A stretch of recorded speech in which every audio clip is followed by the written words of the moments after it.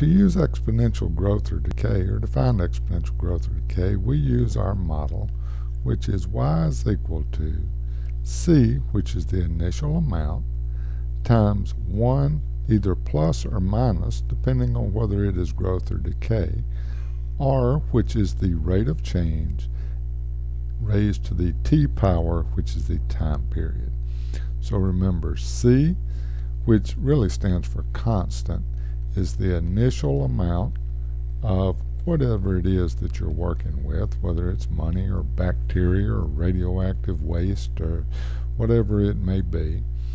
The r is the rate of change, and that needs to be as a decimal.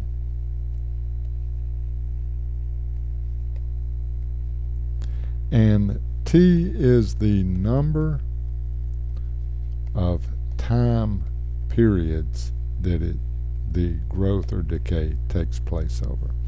So let's say that we're starting out with $2,000 and we get an APR, or annual percentage rate, of 8%. That means that it'll grow by 8% per year, and we leave it in for 15 years. Well, to find out how much we would have after 15 years, we simply plug in our model the $2,000, which is the initial amount, 1 plus the rate. Well, 8% is 0.08, so that becomes 1.08. And since it's 15 years and this is per year, then 15 will be our exponent. And we can work that out to see that what we would have after 15 years is $6,344.34. Now let's look at a decay problem. Let's say that we bought a car for $25,350 and that we anticipate a rate of depreciation, because we know it's going to go down in value, of 12%. And let's figure out how much this car would be worth after 10 years. Well, we're going to still use our same model. Our initial amount is $25,350.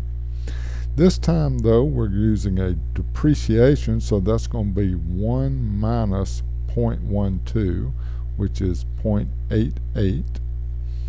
That's taking 12% away from 100%, and we're going to raise that to the power of 10, since it is 10% per year, or 12% per year.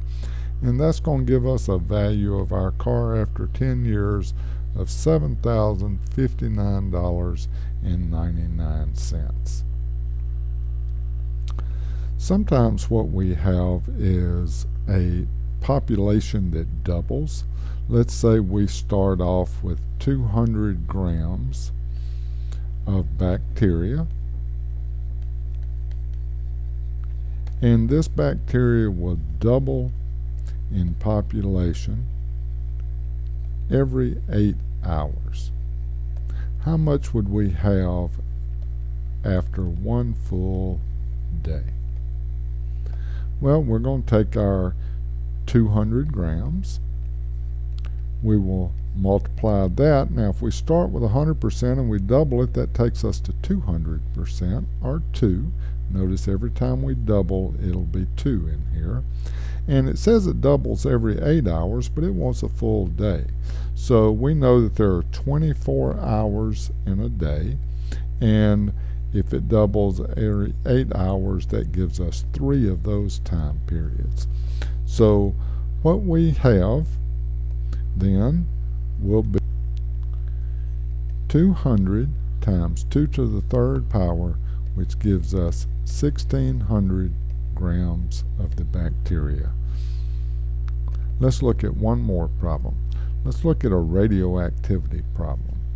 Plutonium has a half-life of about 23,000 years.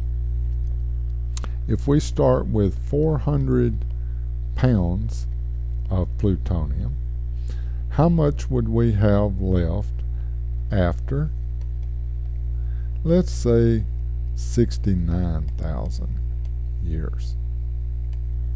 Well, we'll use our same model. We're going to start off with 400 pounds. Now for half-life, what that means is that after 23,000 years, then half of it will be dissipated. So what we've got is we're starting off with 100% and it's going to half, so that will be 0.5, or 1 minus 0.5, which is 0.5. And of course we need the number of time periods. In this case it's going to be 3 again. So what we end up with when we work that out will be 50 pounds. And if you think about that, that makes sense. We started out with 400. After 2,300 years it went down to 200. After another 2,300 years it went down to 100, and after the third time it was down to 50.